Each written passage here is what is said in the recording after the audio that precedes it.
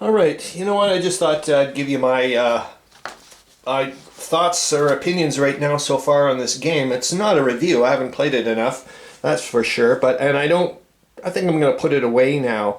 I've got other things I want to play, as you know, and I'm just finding right now I've got too many kind of games in the kitchen, and I'm not being able to concentrate enough, or I spend too long of a time away from one game, and I'm like, what's going on? Thank God I do write notes, but still, yet again. So I want to go over what I do like so far from what I've seen of this game and what I don't like. So I did reset it.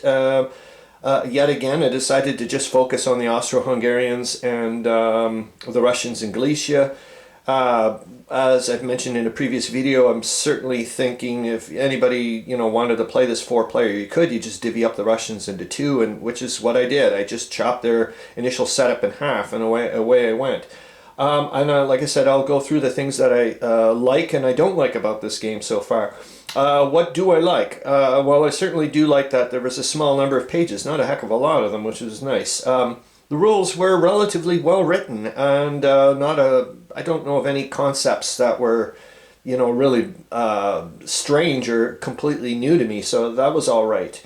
I also, relatively small number of counters, if you think about it. I mean, there's a lot of extra here. You can see over here, which, well, obviously all the Germans and whatnot, but I mean, the Russians have a ton, as you can imagine.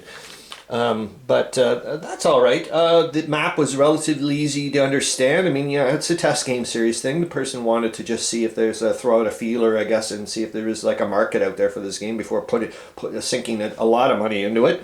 I mean, if I wanted to deluxify this map, it's pretty darn easy to do. But I mean, it's relatively, like I said, it was easy to read. I like the overall geography of it. It reminds me of Valkyrie quite a bit, so that's fine. I also like the short length of supply. I thought that started bringing me into a lot of interesting decision points, which, you got these supply units for the Russians, and then you got the engineering units for the Austro-Hungarians and Germans to extend the rail, convert Russian rail, and the Russians use these supply depots essentially. But the hex, I mean, it's only 3 hexes. You have to, your unit has to be able to get back to a valid supply line, which I thought was really nice. I like that. I thought the reinforcements and the replacement units were, the mechanisms for that was well done. It was all right for me. I thought the victory conditions were fairly clear. I mean, you got points for, units destroyed, and then points for certain cities. I thought that was good. What didn't I like? Here we go. So when I decided to do the reset of this game, the 2 big things that I reset were the victory conditions, which I kind of had to do in a sense because I altered the forts. I'm not a big fan of this fort hex side thing at this scale. Maybe at a different scale, and like I said, these are my opinions. Okay, let's go through this here. So each hex is 24 kilometers.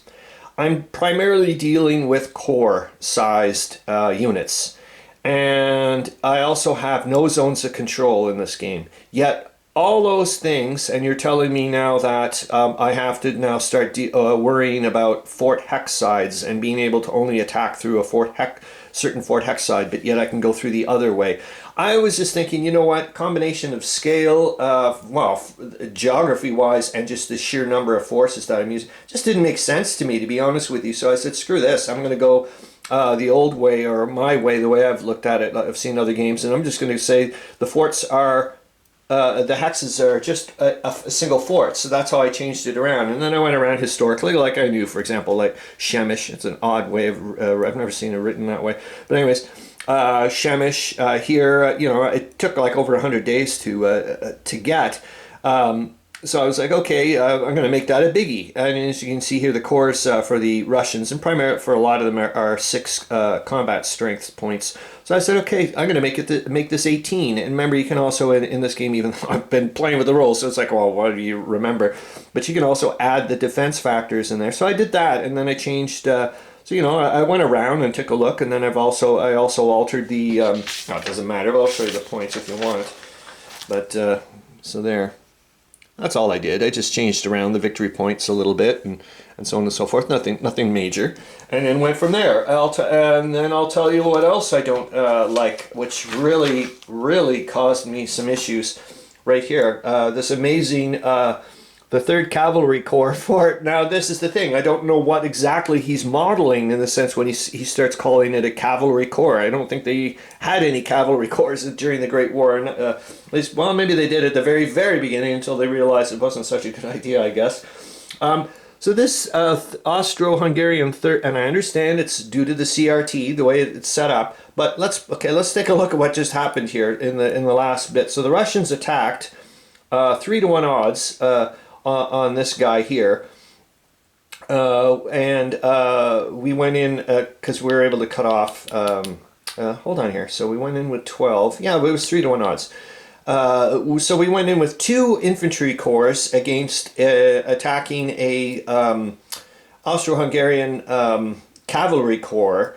3-to-1 odds. I rolled a 6, which is attacker eliminated. So you're telling me that a cavalry corps was able to take out 2 infantry corps. I was just like, okay, this is crazy. So I wasn't a big fan of that, is the thing. So what else can I tell you that's gone on in this game before I put it away? Yeah, the no zones of control and whatnot, it's interesting. You know, it's what it is. Well, I don't know if you can see here, but it's kind of like a gimme. There's Brody right there. And you're not allowed at the setup, either side, to set up in a hex that has a border in it. So, and the Russians move first. So it's a gimme that they take Brody right off the bat. But it's been a bit of back and forth, whatnot. I can see right now already that essentially the Austro-Hungarians probably are going to do okay, because we're getting into turn 4.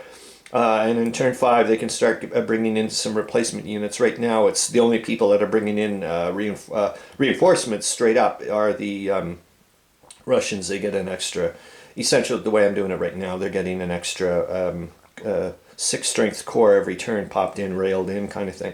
Yeah, the rail rules I enjoyed as well. But, like I said, so that's the 2 main things were the forts. I'm not a big fan of the fort hex sides, and this cavalry issue was like, what in the world's going on here? For a little while, it was nice to see, though. So I gave Krakow, I think, a combat strength of 12 for their fortresses, and they also had some. Because Krakow was a bit difficult to take. It also had some troops in there to bump up the defense.